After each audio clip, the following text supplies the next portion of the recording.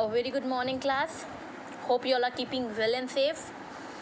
So, today we'll be going to start with the chapter number 4, that is To the Cuckoo. See now, it seems a very big chapter. So, we're going to divide this poem into two halves. Today I'll going to explain you a half portion, and after that I will be posting a video for the next half. So, chapter number 4, To the Cuckoo, it is written by William Wordsworth. William Wordsworth, 1717 to 1850, was born at Cockermouth. William Wordsworth 1770 से लेकर 1850 तक रहे. उनका जन्म कहाँ हुआ था? कॉकरमाउथ में हुआ था. He was educated at the Grammar School of Hogshead and St. John's College, Cambridge.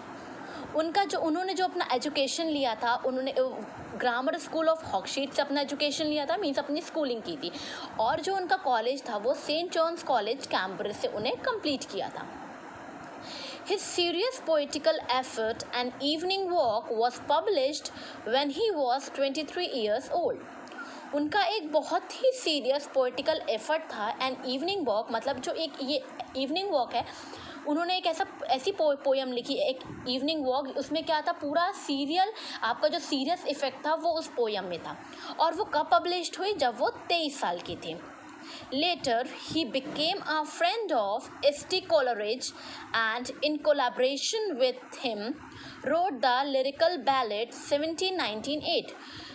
उसके कुछ लेटर मीन्स कुछ समय बाद वो किसके एस.टी. कोलरिज के फ्रेंड बने और उनकी सहायता से, उनके कोलैबोरेशन से, उनकी सहायता से उन्होंने लिरिकल बैलेड्स नाम की पोएम्स वगैरह लिखी. और उसको 1798 में.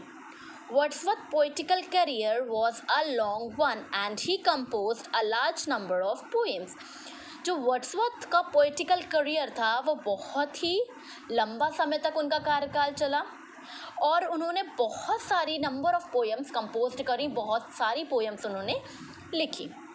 He was a great admirer and a sincere lover of nature. वो एक बहुत ही ग्रेट एडमायरर थे, मतलब उपासक थे. वो प्रकृति की क्या करते थे, हमेशा तारीफ़ करते थे, एडमायर करते थे उसको. और एक सिंसियर लवर के रूप में थे नेचर के, मतलब एक नियमित लवर. ऐसा होता है कि प्रकृति अगर हरी भरी है तो हम उसे पसंद करते हैं, वहीं अगर पतझड़ आता है, पेड़ नहीं होते हैं तो हम उस चीज़ को पसंद नहीं करते. पर वो एक ऐसे पोएट हैं, उन्होंने जब प्रकृति बुरी कंडीशन में हो, अच्छी कंडीशन में, कैसी भी कंडीशन में, उन्होंने प्रकृति को हमेशा उसकी उपासना किया, हमेशा उसको एडमायर किया और हमेशा उसको लव किया. Nature for him was guide, guardian and soul of his moral being. प्रकृति उनके लिए क्या थी? गाइड थी. गाइड मतलब एक दिशा निर्देशक के रूप में थी. गार्जियन मीन्स उनके पेरेंट्स, अभिभावक के रूप में थी. और सोल मतलब आत्मा रही. उन्होंने बताया कि प्रकृति मेरे लिए मेरा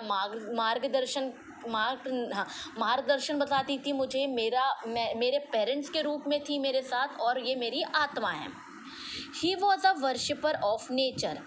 वो क्या थे? नेचर के पुजारी थे. नेचर को वो जैसे हम अब भगवान की पूजा करते हैं, वो प्रकृति की पूजा करते हैं.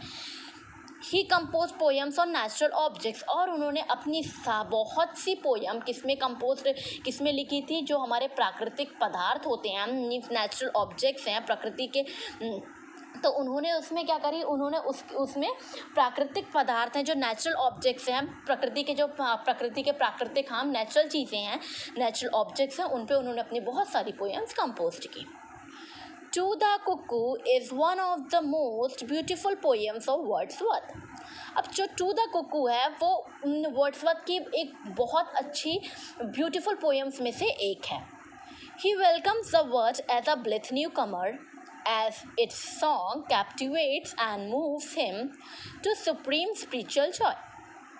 इसके बाद जो हमारे विलियम वर्ड्सवर्थ हैं, पोएट हैं, वो इस कुक्कू का वेलकम स्वागत कैसे करते हैं, ब्लिथ न्यूकमर से।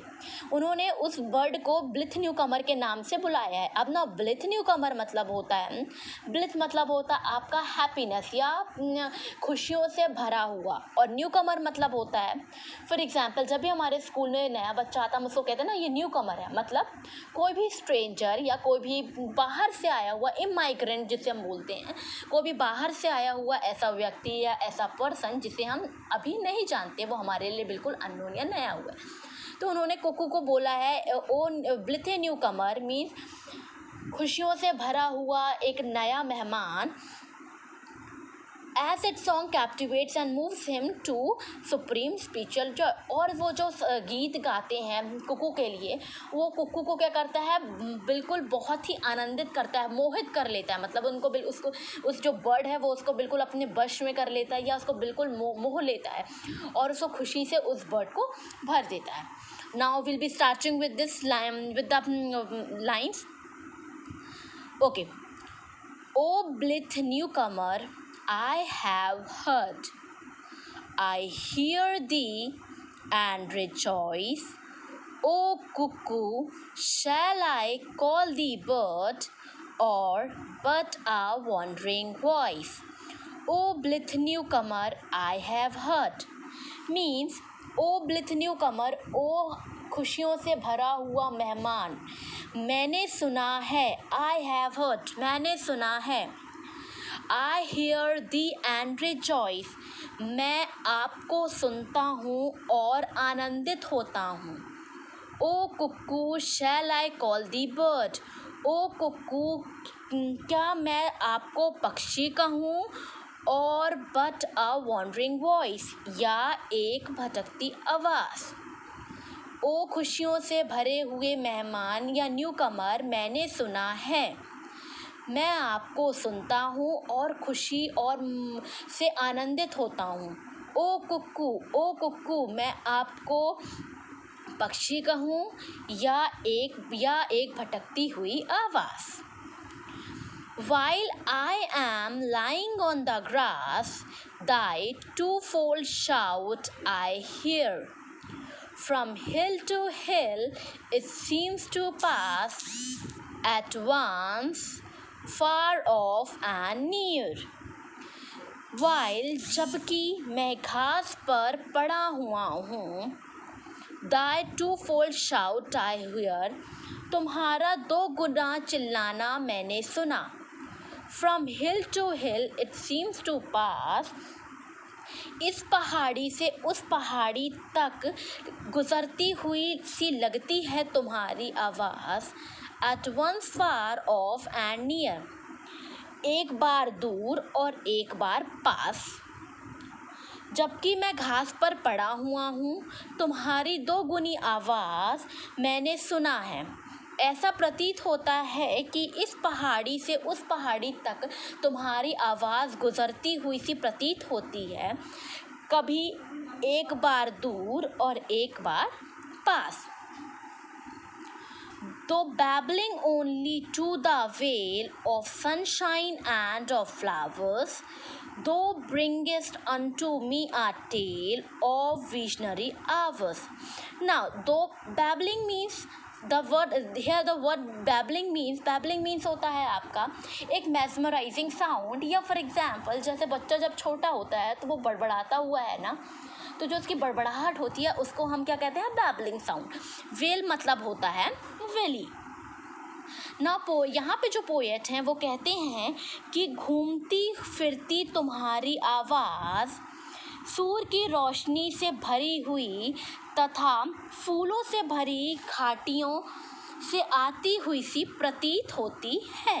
मीन्स जो तुम्हारी आवाज़ है, तुम्हारी घूमती फिरती हुई सी आवाज़ है, वो सूरज की रोशनी से भरी हुई तथा फूलों से भरी हुई घाटियों से आती हुई प्रतीत होती है या आती हुई सी लगती है।